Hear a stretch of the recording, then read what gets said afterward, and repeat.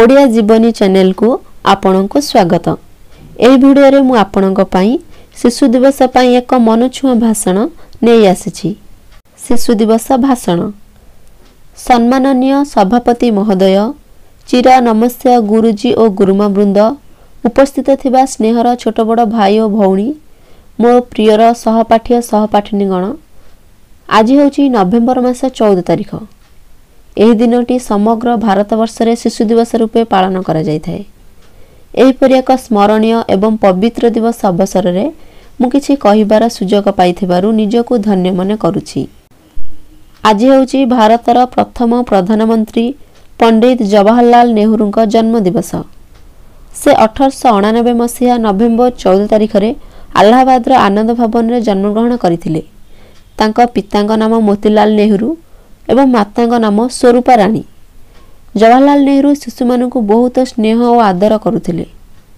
से शिशु मानकु नै भविष्यत रे एक उन्नत राष्ट्रर परिकल्पना करुथिले।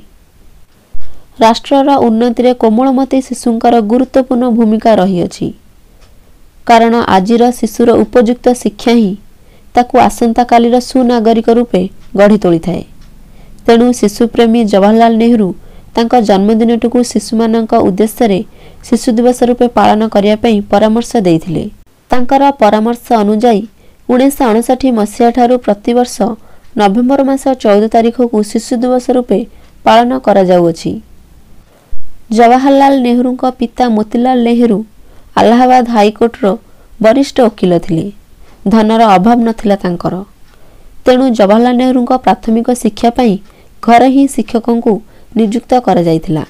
प्राथमिक शिक्षा परे से इंग्लैंड चली गले। कैम्ब्रिज विश्वविद्यालय डिग्री हासिल करी लंडन रे वकिलाती पढ़िले। एहा परे से भारत को फेरी आसी अलाहाबाद हाईकोर्ट रे वकिलाती करिथिले। से भारतर स्वाधीनता संग्राम रे मध्य अंश ग्रहण करिथिले। वकिलाती छाड़ी देशमातृकार सेवारे लागि पड़िले। गांधीजींकर अहिंसा नीति द्वारा से बहुल भाव प्रभावित होइथिले।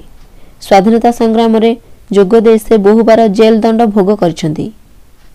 महात्मा गांधी, सुभाष चंद्र बोस, जवाहरलाल नेहरू परी महापुरुष मानक उद्यम फल रे आम देश पराधीनतार बंधन रु मुक्त हैला।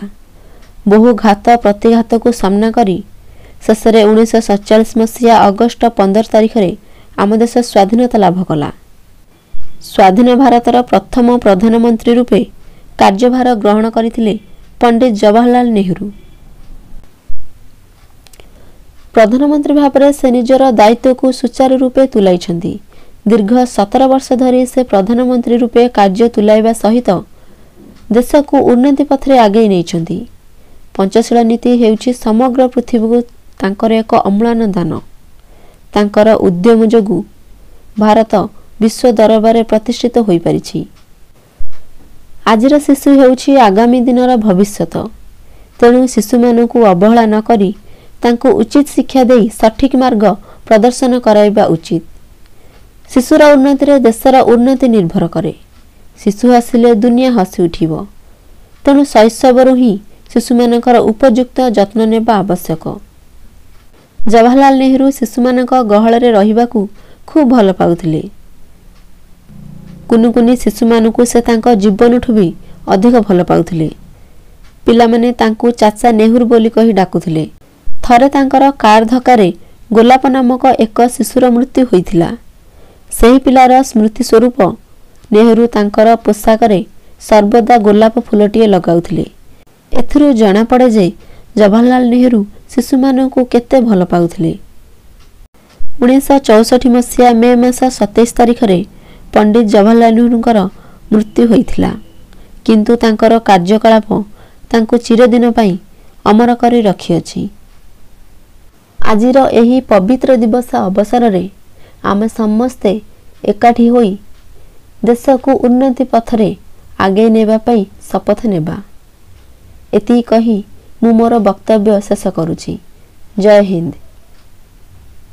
वीडियोटी आपनको भल लागिथिले वीडियोटी को गोटे लाइक करंतु, आपनका बंधु मानक पाखु शेयर करंतु एवं चैनल को सब्सक्राइब कर दियंतु।